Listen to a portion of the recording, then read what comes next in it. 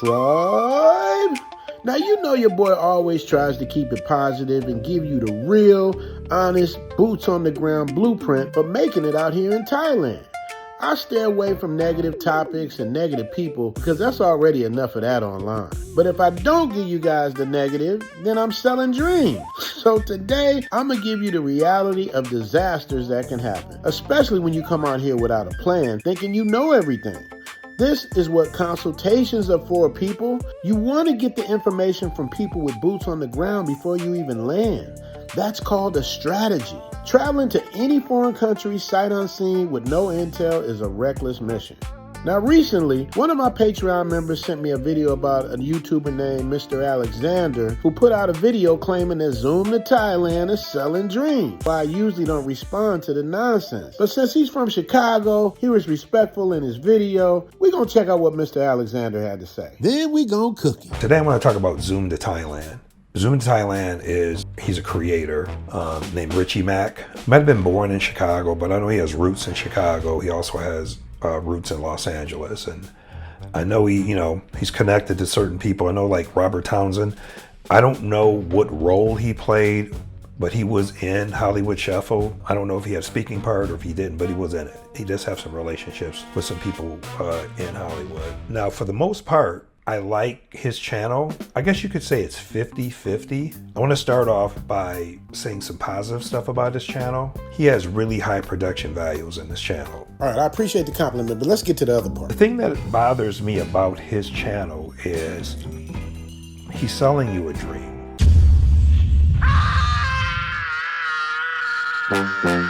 Step right up, hurry, hurry, before the show begins, my friend. See the man with a broken heart, you see that he is sad, it hurts so bad. There's gotta be no sadder show to see than a man who spends his life selling dreams. Richie Mack ain't that, no fiction, all facts. 6 years on the soil, Thailand is all that. If you can't win here, you're the saddest of your peers. The truth is told, no dreams are sold. And if you don't win, you're too lame or too old. Selling dreams to those who don't believe. If you will, you can achieve and make your dreams come true. Cause all you gotta do and listen to the man, he can guide you through where dreams are. Reality change your mentality. All you need's respect and a smile, plus a damn good salary. And dreams come quick, and listen to Rich the Dreams you will see from the Travel OG. Largely, he's selling you a dream. And he's not the only creator that does that. He's selling packages. He has Zoom Fest. People come in once a year.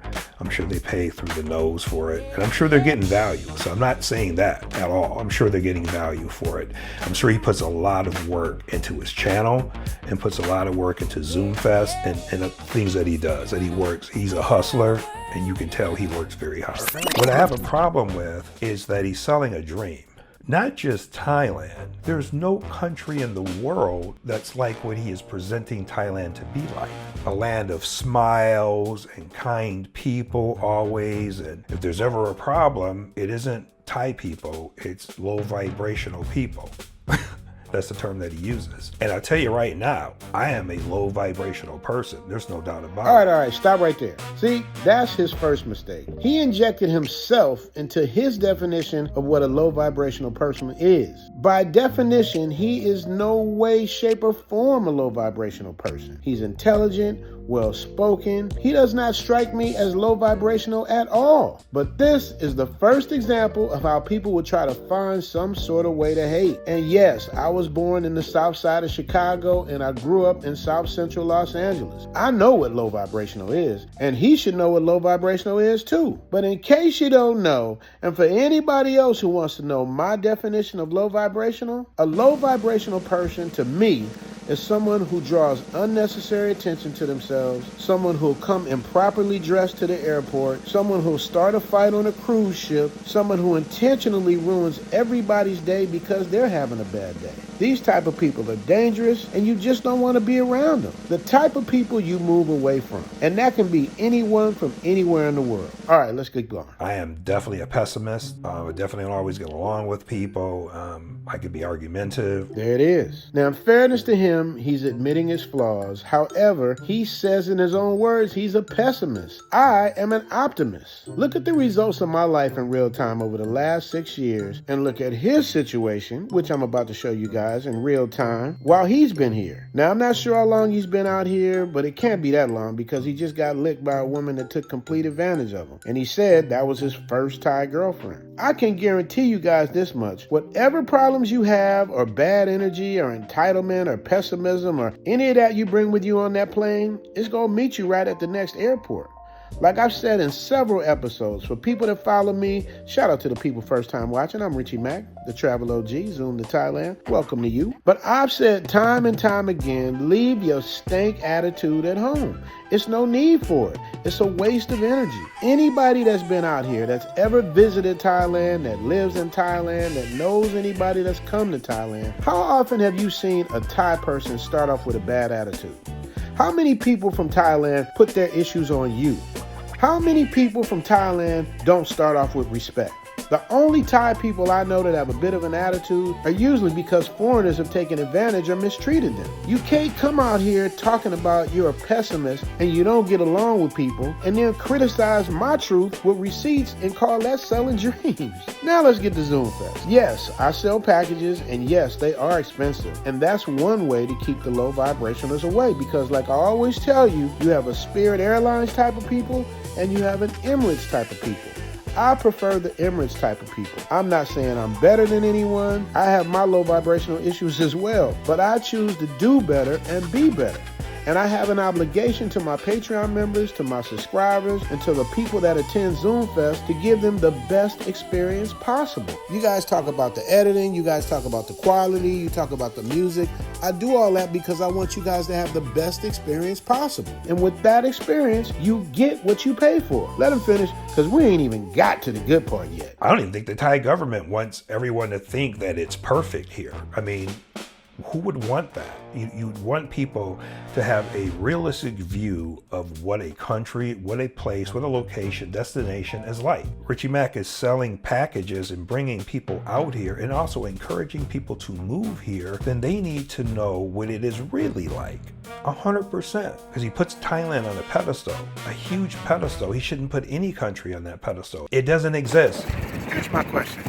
If I say I have an amazing life out here, which I do, and you don't have an amazing life, what makes my life less credible? I'm telling everybody what it's been for me for 6 consecutive years, what it's been for me on the golf course with beautiful caddies, what it's been for me to have fit, feminine, friendly people. How is your story or your opinion more credible than mine? And I've been living here for almost 7 years. Make that make sense. A country where people are always smiling and happy and friendly to you and treat you like gold. And that country doesn't exist anywhere in the world. It doesn't exist at all. It's a dream. So you're being sold a dream. It never ceases to amaze me how people come to Thailand for 3 weeks and become experts. And it's always interesting to hear different perspectives. Most of the time I hear success stories. But for the people that crash and burn, it's almost like they want to make you feel like because they failed, I'm not telling you the whole story. Wait till you hear what this dude got himself into, and then you can decide if I'm selling dreams or he's just another sucker that got licked. No disrespect to him, but this is one of the most pathetic stories I've ever heard. Now, normally I wouldn't speak on him like this, but since he mentioned my name and said I'm selling dreams, let's take a listen to him and his nightmare, or disaster as he calls it. I couldn't watch the whole thing. She goes out and she gets dressed, right? And you know, and I'm upset about it. And we're having a discussion and an argument. And she gets dressed and then she puts on this skimpy outfit. It looks like a bar girl outfit. And I couldn't believe it. I had never seen it before. I'd never seen her dressed like that before or anything. And then she said she'll wear jeans. And I was like, yeah, you're gonna take the jeans right off when you get to the club. She's supposed to be back by 3 a.m., which is late. When you have a girlfriend, that's late. She's not home at 3. She's not home at 3:30. You know, when someone's supposed to come through the door and you're not gonna wake you up, she's not home, but then she sends me video of her dancing. I can't tell if she has the jeans on because it's from the waist up, but I'm sure that she doesn't. She gets home at 7 a.m. 7 a.m. and I know, how could you possibly not have thrown her out by then? But I didn't. This man proceeded to tell a full story about how he got completely taken advantage of, played, and left out to dry by different Thai women, and did exactly the opposite of how I tell you guys how to move when I do my consultations. My consultations have been voted 10 out of 10 4 years in a row. And by the way, book a consultation so this cautionary tale doesn't happen to you. But anyway, at first I was going to come here and clown him for allowing himself to be put in that situation. But you know what? We don't do that here. I actually felt bad for the guy. So instead, I found a fun way to handle this. We're going to look at this video, add some memes in there, and find the humor in this disaster and watch how he has learned a very expensive lesson. But as I was watching and re-editing this video, hot off the press, while I'm making this video, somebody just sent me something that O'Shea Duke Jackson just covered this dude. Man, shout out to O'Shea. He beat me to the punch, but we still gonna cook it. So grab your popcorn because we're reacting to the tragedy, the comedy, and the cautionary tale of Mr. Alexander. And I'm gonna have a surprise for you guys at the end. So without further ado, let's get into it. I met her last year. I spent some time with her. She was, to me at least, she was different than other women that I hung out with here. Seemed much more genuine of a person, and she was very affectionate, and it didn't seem phony, it seemed real. We spent some time together, like I said, last year, and then I went back to America. And I was in America for like 5 months, but I was in touch with her when I was there, and she's from an area that's like 4 hours outside of Pattaya. She wasn't a big fan of Pattaya when she was here working here. She stopped being a freelancer, and then she was working a regular job, making like 350 or 400 baht a day. So we would video chat and see each other when she was at work. She was doing at least part of the time, but she told me she was no longer, doing the other thing. And at that time, she was actually still working in Pattaya area. But then she ended up moving 4 hours away or so, where she's from, 4 or 5 hours away. She told me that when I came back here, she would come see me. She would visit me. Then we lost touch for maybe about a month and a half or something like that. And the next thing I know, she got married. Come on now, dog. Hadn't talked about this man or anything. She married an American, twice her age. I mean, a lot of that happens here, and I've dated people much younger than me. He's like twice her age, an American, and he has money, I guess. What she told me was, she has 2 children, and he was paying for their school, 300,000 baht for private school. He was paying for the apartment and everything else, and he was sending her, because he was traveling back and forth from America to here, sending an allowance, 100,000 baht per month. Now, I've heard stories about allowances, high allowances, and, sponsors and stuff like that, but I had never heard a story involving that much money. She ended up getting married to the guy 2 or 3 months after meeting him. She might have plans of going to live in America with her children with him, I'm not sure. So I found out about that. I ended up getting back here to Thailand, and we were in touch a lot. She wanted me to move to her hometown because she thought I'd be happier there than in the Pattaya area. So she kept trying to convince me to come visit her, see what it's like there, to see if I would like to live there. So she was also trying to set me up. The weird thing is, the first time she tried to set me up, she tried to set me up with her mother. I was like, that was a curveball. I would totally feel uncomfortable with that. Forget about the fact that her mother is much older. It's just the fact that I had been with her before physically, and I just, that was weird to me. So I was like, yeah, no, I don't think so. Come on, man. So then it was like maybe a month and a half later, 2 months later, if I had found a Thai girlfriend yet, and I said no. So she wanted to introduce me to her cousin. Come on now, dog. Her really close cousin. I guess they grew up in the same house together and stuff like that. So she wanted to introduce me to her cousin, and she sent me a photograph, and then that same day, she put me in touch on WhatsApp with her cousin. So we started talking that day. It was close to my birthday, actually. She actually took off of work and she came to visit me, and she worked or lived maybe 45 minutes or an hour away from me. So I thought that was, like a really cool thing for her to do. What? So So she came over and we hung out for like the day. And we had fun. You know, we watched movies. Come on now, dog. We kissed a little bit. Come on, man. And we just like, there was like a spark and there was some chemistry. With the cousin, not the one that introduced me to her, but the new one, the one I ended up with briefly. She works at a restaurant and she works 6 days a week. And she works literally like 12-hour shifts. So basically, go to work sometimes at 8:30, 9 in the morning, and wouldn't get home until 11 o'clock if she came directly from work. Come on now, dog. I had the bright idea, and it was not a bright idea at all, of having her move in with me. Damn! I thought I was safeguarded because I'm the only one on the lease. So if it didn't work out, I could ask her to leave. And my logic at the time was, at least we'll see each other. You serious? So it might be when she gets off of work, I stay up, we go to bed together, we wake up together, and she goes straight to work. And that's what it was when she was home. Basically, she'd get home, take a shower, say 2 words to me, and then unfortunately get on her phone. Come on now, dog. Come on, man. She moves in with me on her day off. We don't spend the day off together. I thought it was a little bit weird. She has a friend move her in, help move her in, and I took them to dinner. What? Now we're just getting to know each other. She's just moving in, and this is the first red flag. And I didn't know any red flags. I just should have ended it. Do me a favor, please. Get out of here. Get out of here, man. Shit, I'm saying. The next day, she actually gets home from work. This is day 2, right, of living together. Gets home from work at like 8 o'clock, which is early, and she goes, I want to go out with my friend. Come on now, dog. I didn't want to seem controlling in any way whatsoever. She just like asked me permission, and I said, okay, even though I was a little bit annoyed because, you know, she just moved in. Come on, man. She wanted to stay out until like 1, and then I think we agreed. She said she'll be back by midnight, and she got back around midnight that night, but it was a red flag. After that, the next thing that happened was that she said they had some maintenance work that needed to be done at her shop, and that her and a coworker, they would be staying at the shop all night or until the work was done. Come on now, dog. Come on, man. She would send me pictures of her by the time clock, you know, showing what time it was and that she was actually at work and not doing something else, right? How did they think that was okay to even put it in the game? I never met anyone who had to stay overnight at a restaurant at work because maintenance needed to be done.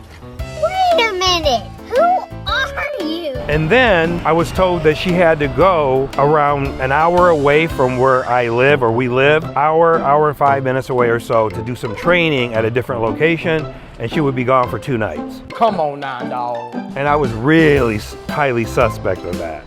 Come on, man. So we got into, you know, a little bit of an argument about it, or just a tiny bit of a heated discussion about it. And then she went, and of course, when she was there, she wouldn't pick up the phone.